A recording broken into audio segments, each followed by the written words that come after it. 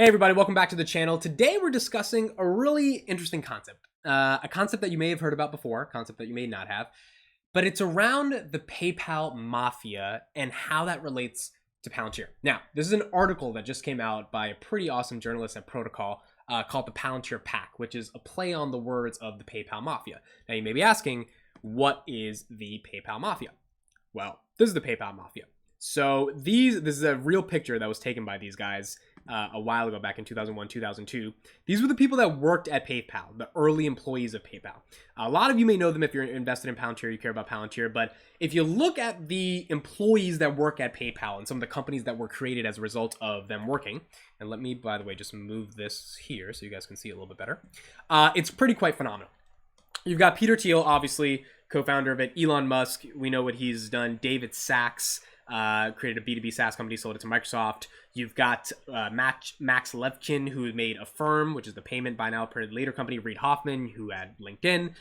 Dave McClure, Keith Raboy, runs Founder Fund. And then Stephen Chen started YouTube. I mean, there's a lot of guys here that worked in PayPal in the early or late 1998 to 2001 era that went on to start some of the biggest technology companies in the world, right? So PayPal was this like web of influence that led into all these other things. Well, Palantir is kind of operating like PayPal. This recent article that came out, which is a pretty great article, Silicon Valley's newest mafia, the Palantir Pack, a group of founders and funders who worked at the secretive data and analysis companies share a playbook, hire the best engineers, go after audacious ideas, and do the unscalable things needed. So the reason this article was really interesting to me is because you're looking at a lot of people that are leaving Palantir or have left Palantir in the past, have done some pretty amazing things. Obviously, Palantir hires some of the smartest people on the planet. They worked at Palantir. They are some of the smartest people on the planet.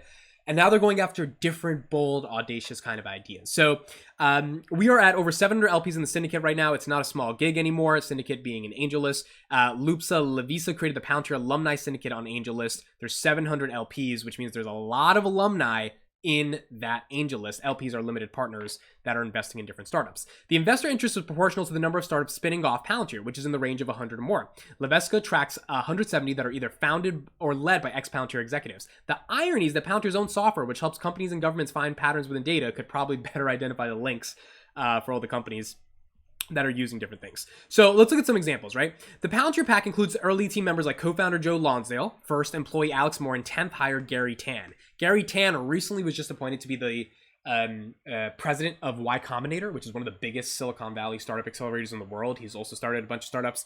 I didn't even know he was the 10th hire at Palantir, which is just like absolutely crazy.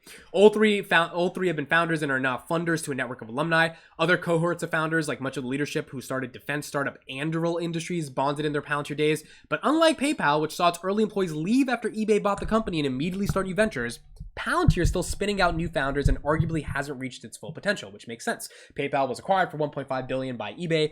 Palantir only valued at $20 billion. Likely could be a very, very, very big company one day. So it hasn't even seen its potential. There are new waves of up-and-coming endeavors that could add to the Pack's unicorn ranks, like AI startup Arena, Web3 developer Kurtosis, and data science company Hex, all of which have announced funding this year.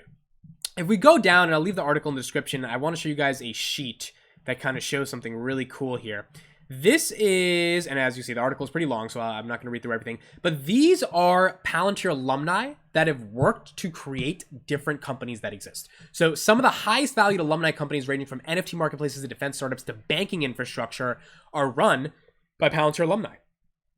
You've got Adipar, Joe Lonsdale, and Jason. This is a software provider for wealth management. You've got Affirm. Nathan Gettings is there, buy now, pay later. Amplitude, Jeremy Wang's is an analytics company. Anduril Industries, this one's been often in the news.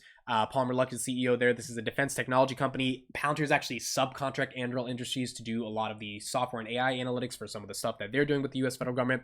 You've got Blend. This is a banking infrastructure company. It was founded by Palantir and it went public in 2021 with a market cap of about $4 billion. Now it's at $700 million because the market crashed, but still. Handshake, this is actually a early career finder. I remember this when I was in college. Handshake was like recruiting people to get signed up to be able to find careers. OpenSea, NFT marketplace that recently is not getting as much volume as they were getting back when NFTs actually mattered, and now they kind of don't. But he was founded. He was a Palantir alumni. Ironclad is a digital contract manager that's currently valued at $3.2 billion. And then you got SourceGraph. I've heard of this one. It's building code search tool to help developers with big code problems. The startup is currently valued at $2.6 billion. So you see a lot of different alumni that have worked at Palantir that have left or are currently leaving or spinning off their own companies and doing a lot of different things in the context of building different startups.